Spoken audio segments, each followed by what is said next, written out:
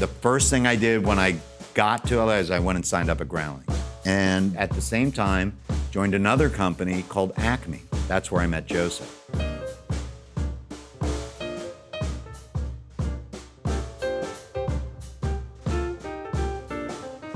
Brian just makes me laugh. And I've known him for so long, I don't even remember when I met him. I remember. Do you really? Yes. I don't, okay, I want to hear. It was at Acme where we were doing sketch and improv. There were two groups.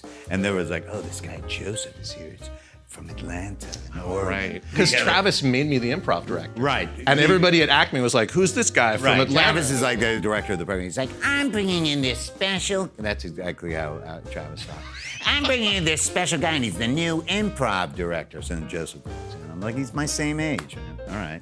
But he was awesome. We've done thousands of shows together. We did Camelot, we did Bada Bing. Yeah, the trial one. Hollywood Dreamroll. Broadway.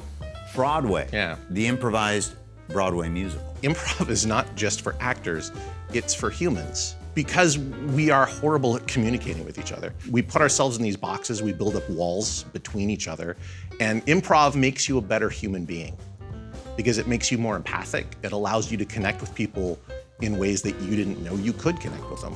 Keith Johnstone, he's the guy who trained me, and he always wanted improvisation to be more than just funny. He wanted to have the audience get a little teary-eyed or maybe be scared.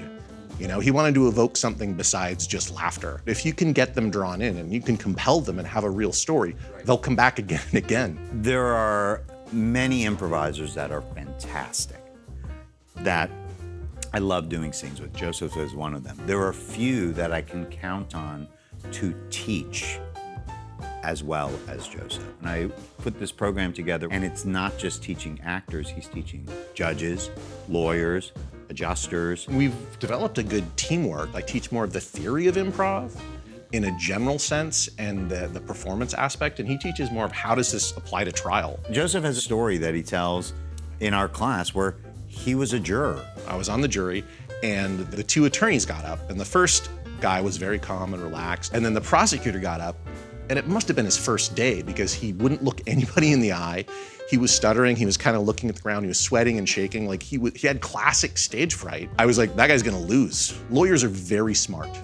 They study really hard, they're super rational, they're super logical, but that doesn't mean they can communicate well. So there's more to this skill set than just having a good argument. You have to be able to connect so that they're going to be honest with you and share information. Sometimes you have witnesses who are against you. They're expecting this. That lawyer is going to come at you hard and he's going to try and destroy you. And if you approach the witness in a different way and disarm them, you can get a lot of information if you approach them differently, ways they're not expecting.